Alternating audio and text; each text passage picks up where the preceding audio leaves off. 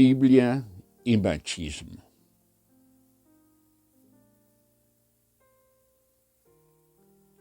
Hemos sido bautizados en el cuerpo de Cristo por un solo Espíritu, y todos hemos recibido el mismo Espíritu. Algunos somos judíos, otros son gentiles, algunos son esclavos y otros son libres, pero todos formamos un solo cuerpo. Primera los Corintios 12:13. Ya no importa si eres judío o griego, esclavo o libre, hombre o mujer. Todos ustedes son uno solo en Cristo Jesús. Gálatas 3:28.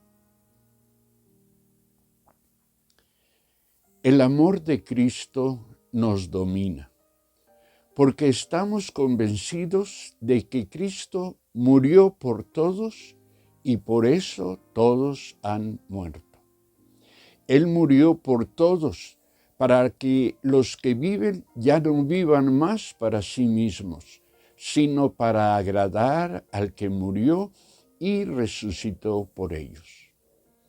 Así que dejémonos de medir a los demás por lo que el mundo piense de ellos. Y aunque a Cristo lo hayamos conocido de esa manera, ya no lo haremos más. Por lo tanto, si alguien está unido a Cristo, es una nueva creación. Lo viejo ha quedado atrás y lo nuevo ha llegado. Y todo esto proviene de Dios, quien nos reconcilió consigo por lo que Jesucristo hizo. Y Dios nos ha otorgado la tarea de la reconciliación. Dicho en otras palabras, en Cristo, Dios estaba reconciliando al mundo con Él, no tomándole en cuenta sus pecados y encargándonos a nosotros este mensaje de la reconciliación. Somos embajadores de Cristo. Dios les habla a ustedes por medio de nosotros. En el nombre de Cristo les rogamos, reconcíliense con Dios. Amén. Segunda a los Corintios 5, versos 14 al 20, en la Nueva Biblia Viva.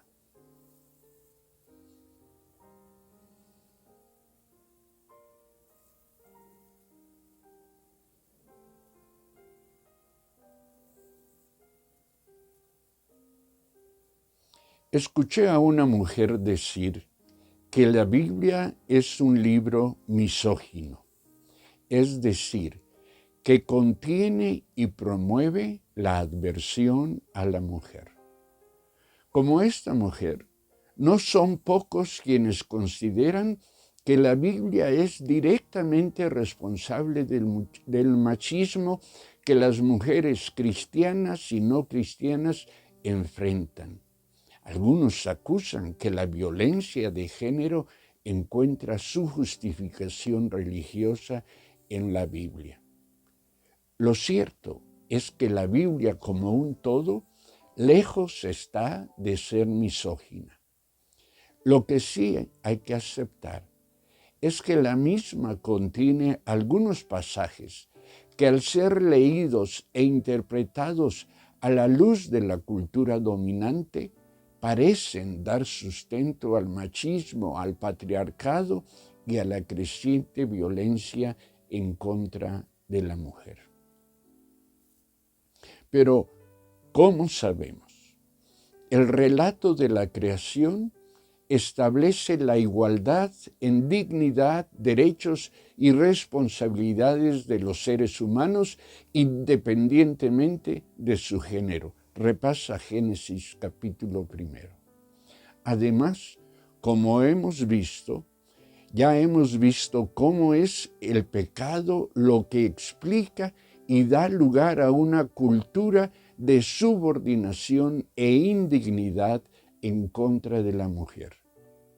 En algunas ocasiones ya hemos considerado al pecado como la génesis, el origen de los factores sociales y psicológicos que explican la perversión del propósito divino de crear al hombre y a la mujer, seres humanos uno y otras, llenos de dignidad, integridad y libertad, como lo que les identifica en su identidad humana. Repasa Génesis 3.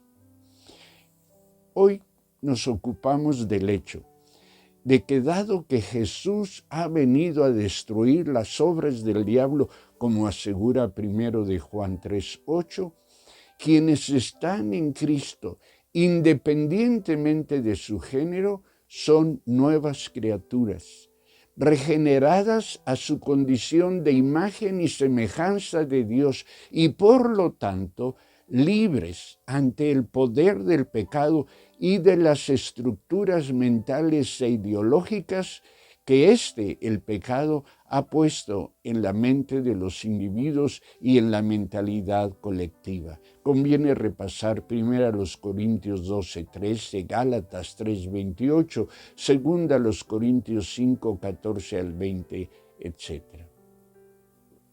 En Cristo, Dios ha vuelto las cosas propias de la relación entre hombres y mujeres a su condición original. Génesis 1. Por la regeneración de la sangre de Cristo, las personas recuperamos nuestra identidad original. Somos justificados. Es decir, en Jesús Dios quita lo que sobra y añade lo que falta a nuestra identidad. Y por lo tanto, somos reconciliados con Dios, con nosotros mismos y con nuestro prójimo todo. Al ser salvos, hemos sido llamados a libertad, Gálatas 5:3. Por ello, resulta incomprensible que las mujeres y los hombres que han sido redimidos sigan repitiendo los patrones propios de la esclavitud del pecado. La carta a los Gálatas 5:1 nos advierte que es posible que quienes son libres sigan viviendo como si aún fueran esclavos. Vivir así es una insensatez, es decir, algo sin sentido. Gálatas 3:1, 13 y 13 al 14. La traducción Nueva Biblia Viva es más contundente cuando asegura que quienes viven así son estúpidos. Resulta interesante que uno de los espacios vitales en los que más frecuente vivimos como si no estuviéramos en Cristo es el espacio de las relaciones humanas. Relaciones entre géneros, entre hombres y mujeres, relaciones matrimoniales, familiares, aún las relaciones eclesiales son espacios astutamente aprovechados por el diablo para engañar aún a los escogidos de Dios, cumpliéndose así la advertencia de Jesús en Mateo 24:24. Una poderosa corriente surgida de las comunidades cristianas en sus más diversas expresiones es la que promueve la subordinación total de la mujer al hombre bajo el principio de que éste es cabeza de la mujer. Pablo y Pedro son en la Biblia quienes dan, se pretende, fundamento a tal propuesta. A lo largo de la historia de la Iglesia se han confrontado dos corrientes al respecto. Estas son identificadas como el complementarismo y el igualitarismo. La primera, el complementarismo, sustenta que si bien hay una cierta igualdad en dignidad entre los hombres y las mujeres, Dios ha establecido una diferencia de roles o de papeles a representar, sobre todo en la vida de la pareja, tocando al hombre el rol de líder y a la mujer el de seguidora. Me parece que quienes defienden esta corriente ignoran un principio fundamental del estudio bíblico, que es la consideración del contexto histórico de los autores bíblicos, de las circunstancias históricas y culturales en las que escribieron los autores de la Biblia el texto sagrado. Dejan de lado que tanto Pablo como Pedro, por ejemplo, fueron formados en ambientes machistas y que sus escritos así lo evidencian. También ignoran que si bien la escritura ha sido inspirada por Dios, esta también refleja la humanidad y la cultura humana de sus escritores. Lo que entonces nos obliga a la realización de una hermenéutica, es decir, de una interpretación de los textos bíblicos que considere el todo del mensaje bíblico y su pertinencia a la realidad particular de nuestro aquí y ahora. La segunda corriente, el igualitarismo, propone que tanto en la creación como en la redención, mujer y hombre han sido creados en una condición de igualdad en tanto a dignidad, autoridad, derecho y libertad, responsabilidad desde luego también. De hecho, los pasajes bíblicos que dan sustento a nuestra reflexión en esta oportunidad así lo establecen. Curiosamente, son pasajes que contradicen en alguna medida las aseveraciones de los mismos escritores cuando promueven la subordinación unilateral de la mujer al hombre, al esposo, al padre, a los hijos, etc. Por eso en esta ocasión convoco a ustedes para que nos propongamos ocuparnos de la consideración de los principios y reglas de la interpretación bíblica respecto del tema que nos ocupa. Esto con el fin de que podamos, en la relectura de la Biblia, discernir los presupuestos que rigen tanto la creación del ser humano, hombre y mujer, creados ambos a imagen y semejanza de Dios, como el cómo de las relaciones entre unos y otras. Oremos pidiendo la dirección del Espíritu Santo para la realización de tan importante tarea. Ahora bien, gracias a Cristo, y a su redención, las mujeres son libres de los condicionamientos que explican sus temores, sus dependencias, sus condicionamientos. Por la misma razón, las mujeres han recibido todo lo que necesitan para vivir tal realidad. Razones para una nueva manera de pensar, para tener amor a sí mismas y a los demás, para ejercer poder y autoridad, para ejercer su libertad, así como su dominio propio, es decir, la capacidad para administrar sus emociones, sus sentimientos y aún sus condicionamientos culturales. Repasa 2 Timoteo 1:7. Vale la pena detenernos un momento en este hermoso pasaje que la Nueva Biblia Viva traduce así: el Espíritu, que es don de Dios, no quiere que temamos a la gente, sino que tengamos fortaleza, amor y dominio propio. Conozco a demasiadas mujeres cristianas que estoy seguro dirían amén a este pasaje, pero permiten al mismo tiempo que sus maridos abusen de ellas física, emocional, sexual, económicamente.